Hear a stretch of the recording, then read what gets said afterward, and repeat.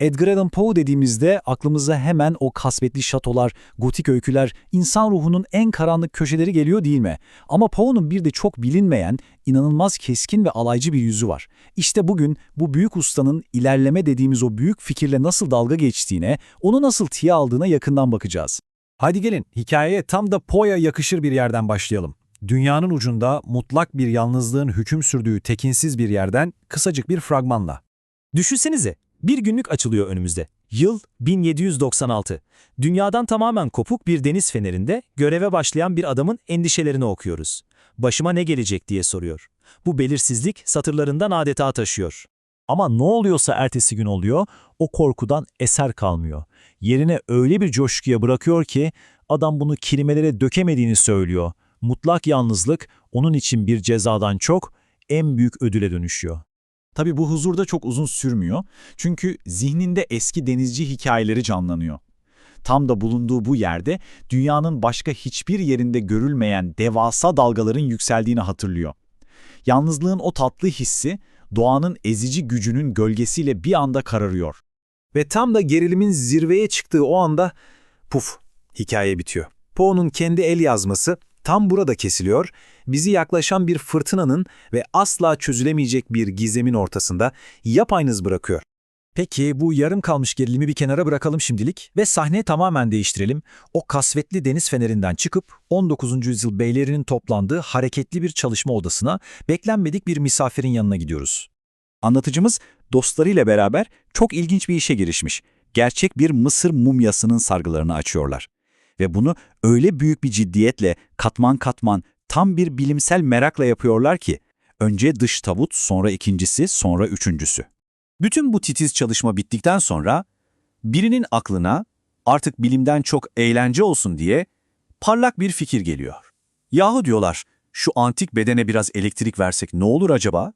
Sonuç mu? Tam bir felaket ama komik bir felaket. Elektriği yiyen mumya binlerce yıllık uykusundan öyle sert bir tekmeyle uyanıyor ki zavallı Doktor Pononar'ı olduğu gibi pencereden dışarı uçuruyor. Ama durun, asıl şok daha gelmedi. Alla Misteko adındaki bu mumya yattığı yerden sakince doğruluyor ve kusursuz bir antik Mısır diliyle onlara sitem ediyor. Beyler diyor, bu yaptığınız hiç hoş değil. İşte tam bu noktada binlerce yıllık bir hesaplaşma başlıyor.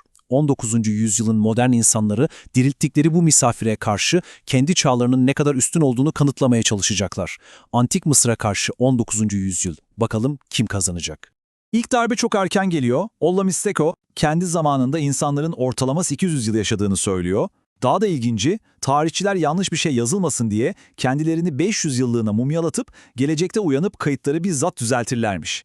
Bizimkilerin kısa ömürleri ve tahminlere dayalı tarih bilgileri bunun yanında komik kalıyor tabii. Sıra mimariye gelince 19. yüzyılın gururu adeta yerle bir oluyor.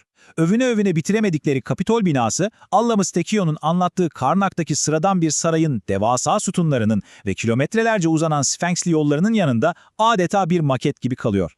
Peki ya demir yolları? O büyük mühendislik harikası.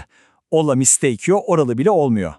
Kendi zamanında bütün tapınakları ve devasa dikil taşları taşıdıkları o inanılmaz yolları anlatınca 19. yüzyılın rayları bir anda ne kadar basit ve dayanıksız görünüyor. Tartışma artık binalardan, yollardan çıkıp çok daha temel bir yere geliyor. İlerleme dediğimiz şeyin kendisine. 19. yüzyılın en büyük inancı, en büyük gururu sorgulanmaya başlıyor. Gerçekten de hep ileri mi gidiyoruz? Modern beyler artık son kozlarını oynuyorlar. Demokrasi ve büyük ilerleme hareketi. Ama mumyanın cevabı bütün o ilerleme inancını temelinden sarsacak cinsten. Biz de denedik o demokrasiyi diyor sakin sakin ve sonuç tarihin gördüğü en berbat, en katlanılmaz zorbalık oldu. Peki kimdi bu zorba, bu despot? Bir kral mı? Bir tiran mı? Hayır. Olmistiko'ya göre o despotun adı ayak takımıydı. Yani kitlelerin, halkın, kalabalığın kolektif zorbalığı. Poe'nun en can alıcı eleştirisi işte tam da bu noktada yatıyor.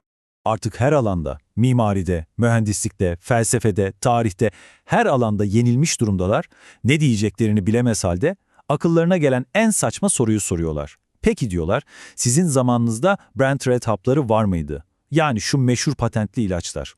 Ve inanılmaz bir şey olur. Binlerce yüzyıllık bilgelik, modern ticaretin bu absürt icadı karşısında sus pus olur. Allamisteiko hayatında ilk defa mahcup olur, yüzü kızarır ve tek kelime edemez. Böylece bizimkiler tamamen anlamsız, komik ve içi bomboş bir zafer kazanmış olurlar. Bütün bu tuhaf diyaloğun sonunda anlatıcımız kendi çağıyla, kendi inançlarıyla yüzleşmek zorunda kalıyor. Ve Poe'nun o kışkırtıcı sorusu da zihninde yankılanmaya başlıyor. Vardığı sonuç o kadar net ki 19. yüzyıldan bıktım, usandım diyor, her şey yanlış gidiyor. Çözümü çağını düzeltmekte değil, ondan tamamen kaçmakta buluyor.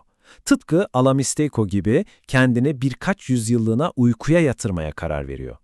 Ve Poe'nun bu öyküyle sorduğu o kışkırtıcı soru bugün bizim için de geçerli değil mi aslında? Düşünsenize, Allamisteiko bugün uyansaydı bizim övündüğümüz hangi ilerlemeleri bir çırpıda anlamsız kılardı? Akıllı telefonlarımız mı? İnternet mi? Uzay yolculuklarımız mı? Acaba bizim en büyük başarılarımız da uzak geçmişin bilgeliği karşısında birer Brandred hapı kadar komik mi kalırdı? İşte bu üzerine düşünmeye gerçekten değer bir soru.